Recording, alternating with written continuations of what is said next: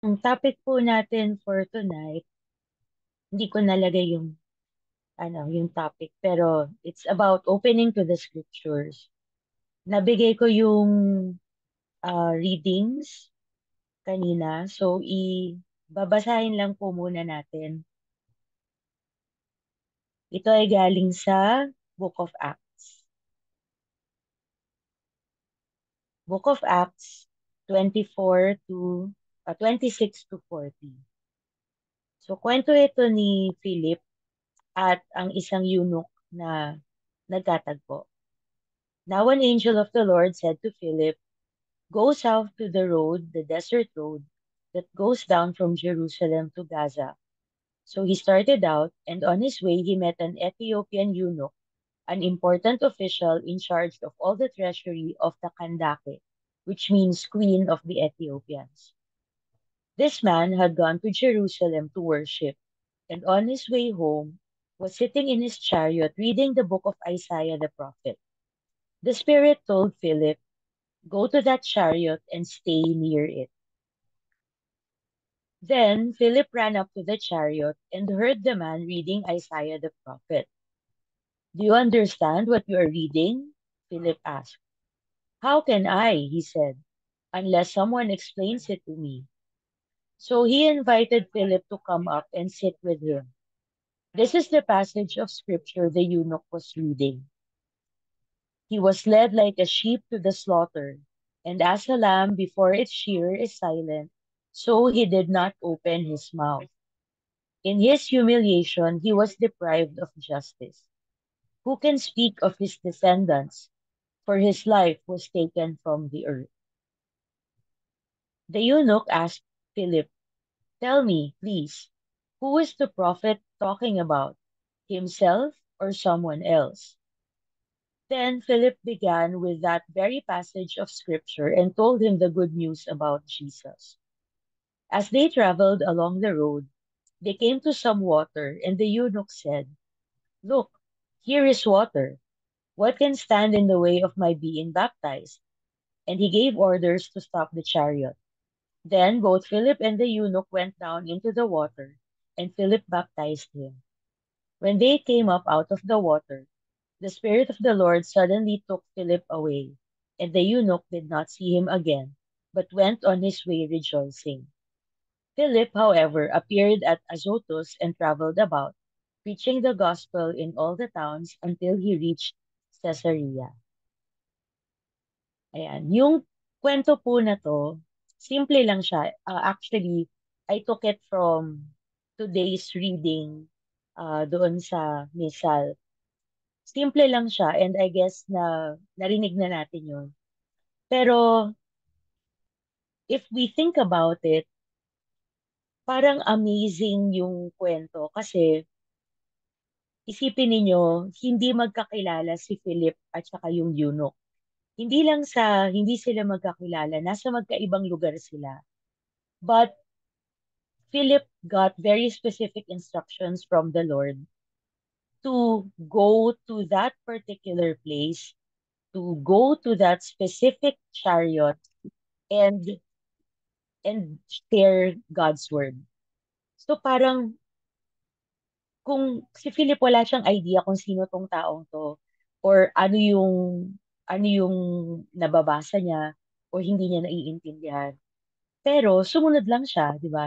Nakapag-minister siya sa isang taong hindi niya kilala, sa isang pagkakataong hindi niya inaasahan.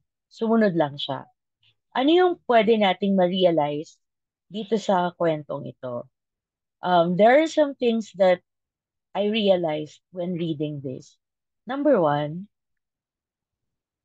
kapag hindi natin naiintindihan ang mga bagay-bagay, we should not lose hope. Like the Ethiopian eunuch, yung purpose niya was to go to Jerusalem to worship. So meron siyang relationship kay Lord. Sumasamba nga siya eh. Pero hindi pa niya naiintindihan ng lubusan yung word ni God. Nagbabasa siya ng scripture, um, pinipilit niyang intindihin ang teachings, no? So, binabasa niya si Isaiah, Pero hindi niya lubusang naiintindihan. Hindi ko alam kung tayo, no, tayo meron din tayong ganitong moments na during our Bible time, nagbabasa tayo ng scripture tapos hindi natin maintindihan. Parang, Lord, ano ba to? Bakit, anong gusto mong sabihin sa word na to? Or bakit parang ang hirap namang intindihin ito? And sometimes it's very frustrating for us na parang hindi natin maintindihan. Parang nagko-conflict yung mga nababasa natin. Parang iba-iba ng sinasabi. But even when we experience frustration, we should not lose hope. Kasi kagaya nung eunuch na nagbabasa ng scriptures, meron siyang hindi maintindihan, pero si God mismo yung gumawa ng paraan para magpadala ng tao na magpapaliwanag sa kanya ng scriptures at maintindihan niya yun. Imagine just how special the eunuch was na nagpadala si Lord ng special na tao, si Philip, para lang ipaliwanag sa kanya to go out of his way to explain the gospel to the eunuch. Tayo rin, no? We're not any less special than this traveler. When we do not understand scripture, God does send people that will explain to us the meaning of scripture para mas maintindihan natin yung kanyang salita. Pangalawa, sabi ko nga, naiintindihan ni Lord lahat ng frustrations natin. Even when we do not understand His word or we do not comprehend His will, He understands. And He will always make a way for us to maybe not understand fully, hindi naman agad-agad na naipaliwanag dun sa eunuch yung buong scripture, di ba? Meron lang kaunting naipaliwanag sa kanya, sapat para makilala niya si Jesus, no? Para malaman niya na, meron palang ganitong Savior, meron pala akong tagapagligtas. Maybe he didn't know everything yet about the scripture, yung lahat ng theology, lahat ng doctrine, maaring hindi pa niya alam yon. But God gave him enough knowledge and understanding so that he would be satisfied na mawala yung kanyang frustration at magkaroon siya ng kapayapaan at magkaroon siya ng kaligayahan. So, God will always make a way to explain scripture to us in such a way that we will feel the joy and we will feel the peace that His word can bring. Pangatlo, ayan, I realize that the plans of God are not limited to one lifetime. Tayo kasi, ang isang lifetime, mahaba na yan para sa atin. Na sometimes we become very short-sighted and we feel that God plans things for us in our lifetime. Enough na yon. Pero makikita natin dito sa readings, yung binabasa nung traveler, yung eunuch, si Isaiah, binabasa din natin hanggang ngayon. And remember that when he was reading the book of Isaiah, several generations have already passed. So, makikita natin na yung pagkaka-introduce kay Jesus, panahon pa lang ni Isaiah, hanggang sa panahon ni Philip, hanggang sa panahon natin ngayon, binabasa natin yun.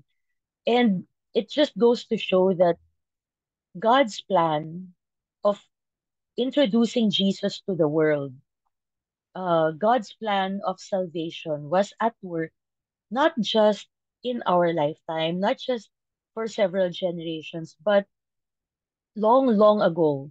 Siguro nung wala pang time na tinutukoy, nasa plano na ng Diyos yon. And it's parang nakaka-amaze lang isipin na yung mga plano ni Lord, hindi lang sakop yung buhay natin ngayon. Sakop nung plano niya yung buhay ng mga ninuno natin, buhay ng mga descendants natin. Lahat yon kasama sa plano ni God. So it's very encouraging to know that hindi pa man tayo pinapanganak, pinlano na ng Panginoon ang buhay natin, ang magiging kinabukasan natin. So, there's nothing for us to worry about. Yan. So, source of encouragement yan. Fourth, obviously, God uses others to minister to us.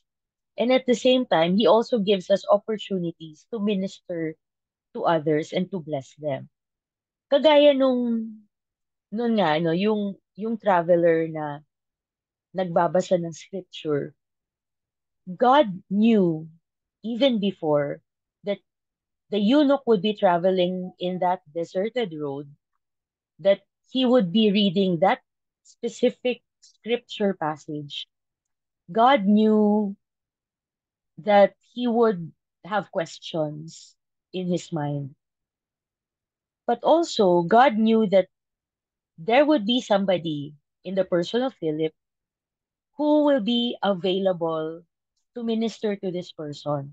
So alam niyo yun, parang alam ng Panginoon na may isang taong nangangailangan, may isang taong makaka-meet nung need na yon.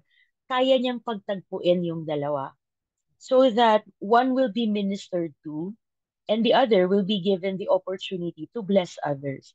Pareho silang makakatanggap ng biyaya.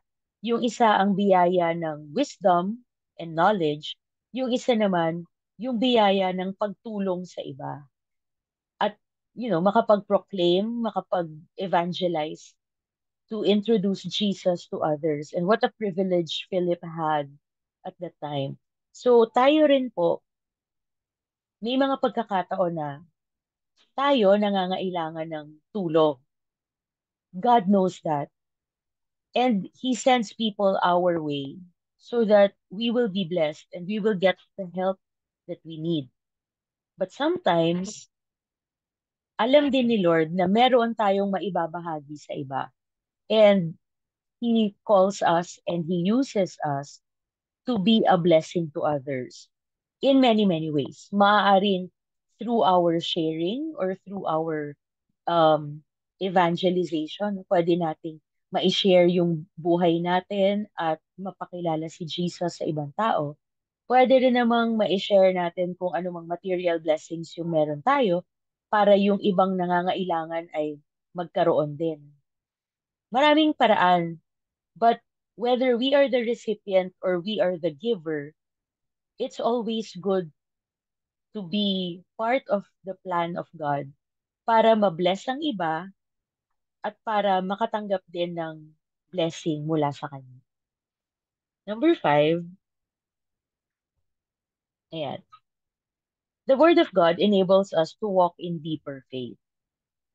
The eunuch, when Philip was able to explain to him what Isaiah meant in the prophecy, nakilala niya si Jesus. Hindi siya tumigil doon. Nakita natin na nung meron siyang nakitang body of water, na-excite siya agad. Sabi niya, wala namang makakapigil para mabinyagan ako, di ba? So, agad-agad, inangkin niya yon na pinaniniwalaan niya yung sinabi ni Philip, naniwala siya kay Jesus, naniwala siya dun sa proclamation na si Jesus ang nagliligtas, and he wanted to be baptized as siguro as a proof that he is a true believer of Christ. And that is a very obvious symbol that the eunuch was truly converted. Na matapos niyang marinig yung salita ng Diyos, unti-unti nakikita na natin yung change and transformation sa kanya. He already took the first step into walking a deeper faith in Jesus Christ. Ayan. So, tayo rin po, pag nagbasa tayo ng Bible, hindi tumitigil yan sa head knowledge na parang, o sige, alam ko na kung ano yung sinasabi na scripture, okay na ako dyan. Hindi po. Kailangan yung Word of God, unti-unti nakakabago rin sa atin sa pakikitungo natin sa ibang tao, how we, how, not just how we proclaim Christ with our lips, but how we proclaim Him by the way we act, by the way we treat others, by the way we live our daily lives. So, dapat nakikita po yun so that the Word of God becomes alive in us. Ayan, mga mumunting realizations po mula doon sa ating reading. Sana kahit papano may natutunan tayo. Maiksi lamang yung discussion, pero sana kahit papano na may natutunan tayo dun sa reading mo. Yun lang po, and thank you.